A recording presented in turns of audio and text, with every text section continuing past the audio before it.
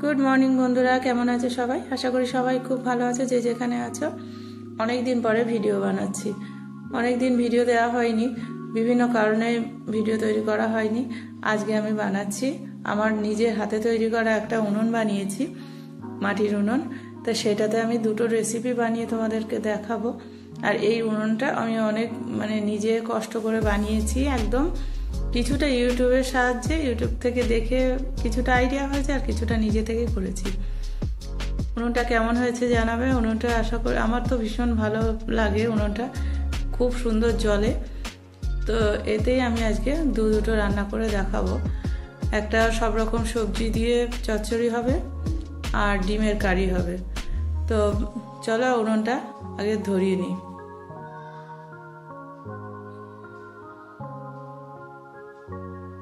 উনুনটা খুব সুন্দরভাবে জ্বলে গেছে, দেখো। এবার কড়াইটা বসিয়ে দিই। কড়াইটা একটু গরম হয়ে যাবে, তারপর তেল দিয়ে দেবো। তেল দেওয়া হলো, এবার শুকনো লঙ্কা, পাঁচফোড়ন কড়াইতে দিয়ে দেবো।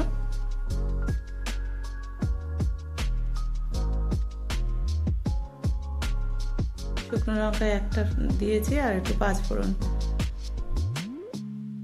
দিয়ে এর মধ্যে চিংড়ি মাছ কেটে রাখা আছে, সেই চিংড়ি মাছ দিয়ে আজকে চচ্চড়িটা হবে।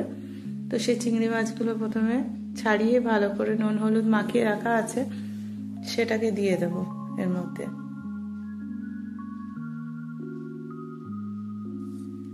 চিংড়ি মাছ দিয়ে দিয়েছি, আর একটু রসুন দিয়ে দিচ্ছি। এই চচ্চড়ির মধ্যে পেঁয়াজ দেওয়া হবে না, কেননা পেঁয়াজ কালি দিয়েই চচ্চড়িটা হচ্ছে, ওই জন্য চচ্চড়িতে পেঁয়াজ দিচ্ছি না। তরকারিটা এরকম রসুন দিয়েই, আর এরকম ভালো করে দুটো কাঁচা লঙ্কা দিয়ে ভালো করে এগুলো ভেজে নেওয়া হচ্ছে।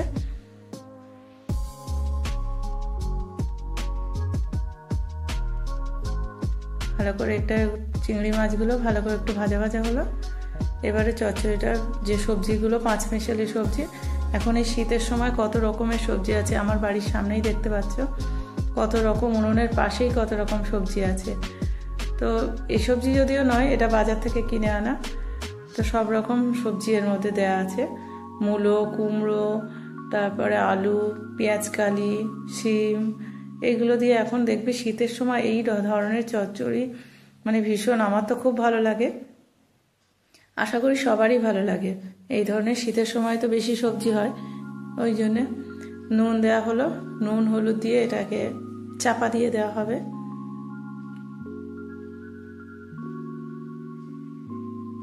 এটা চাপা দিয়ে দেওয়া হলো, মাঝে মধ্যে খুলে এটা নেড়ে চেড়ে নিলেই এই চচ্চড়িটাতে আর কিছু সেরকম দেওয়া লাগবে না। একটু আদা দিয়ে দিচ্ছি অল্প,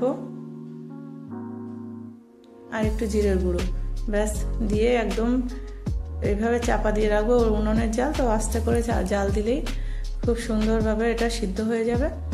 ব্যাস আমার চচ্চড়ি, তারপর লাস্টেটা দেখানো হলো না, চচ্চড়িটা নামানোর সময় তো হয়ে গেছে, দেখতেই পাচ্ছ চচ্চড়ি হয়ে গেছে। এবার আমি ডিমের ঝোল রান্না করব। চচ্চড়িটা কমপ্লিট। এবার গোটা ডিমগুলো প্রথমে একটু ভেজে নিচ্ছে উনুনে। ডিমটা লাল লাল করে ভেজে নিয়ে তুলে ফেলবো।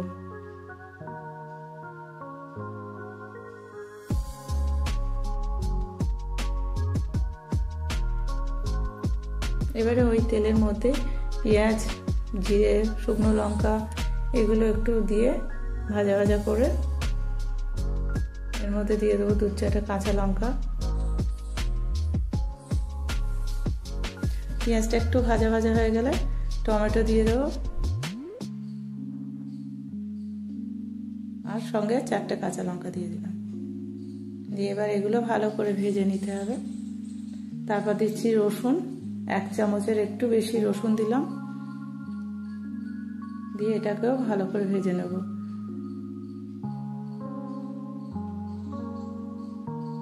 সামান্য একটু জল দিতে হবে, যাতে রসুনটা পুড়ে না যায়।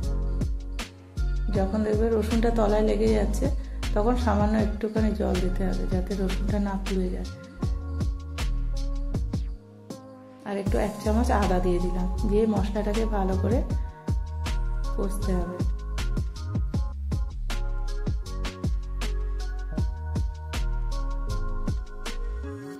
নুন দিয়ে দেওয়া হচ্ছে,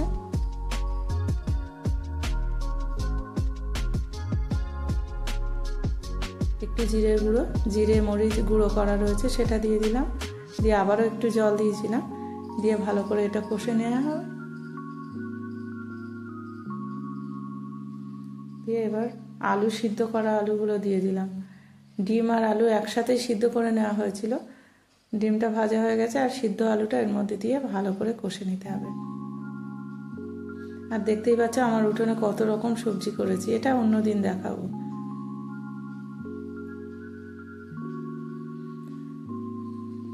মশলাটা একটু ধরে ধরে যাচ্ছিল, তাই জন্য একটুখানি জল দেওয়া হলো। একদম সব হয়ে গেছে, আমার মশলা কষানো হয়ে গেছে। এবার পুরো জল দিয়ে দিলাম, দিয়ে ডিম দিয়ে এটাকে চাপা দিয়ে দেওয়া হবে।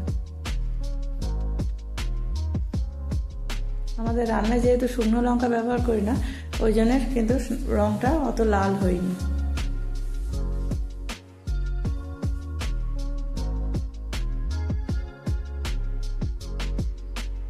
রান্না প্রায় শেষের দিকে, রান্না হয়েই গেছে অনেকটাই। এবার ধনেপাতা আর একটু গরম মশলা দিয়ে নামিয়ে দেওয়া হবে। তোমাদের যদি এরকম ভিডিও দেখতে ভালো লাগে তো অবশ্যই কিন্তু আমার চ্যানেলের পাশে থাকবে, সাবস্ক্রাইব করে। রান্না আমার হয়ে গেছে প্রায়, ধনেপাতা দেওয়া হয়ে গেল। এবার একটু শুধু গরম মশলা দিয়ে দেওয়া হচ্ছে। কাঠের রান্নার স্বাদই একটা অন্যরকম, আমাদের তো খুবই ভালো লাগে। তো এবার এটাকে নামিয়ে ফেলা হবে। রান্না হয়ে গেছে, হয়ে গেল, দেখতেই পাচ্ছ নামিয়ে দেওয়া হচ্ছে। তো তোমাদের ভালো লাগলে অবশ্যই লাইক করো আর আমার চ্যানেলের পাশে থেকো। আজকে এই পর্যন্ত, আবার নতুন একটা ভিডিও তোমাদের সামনে নিয়ে আসবো। আজকে এই পর্যন্তই, টাটা, বাই বাই।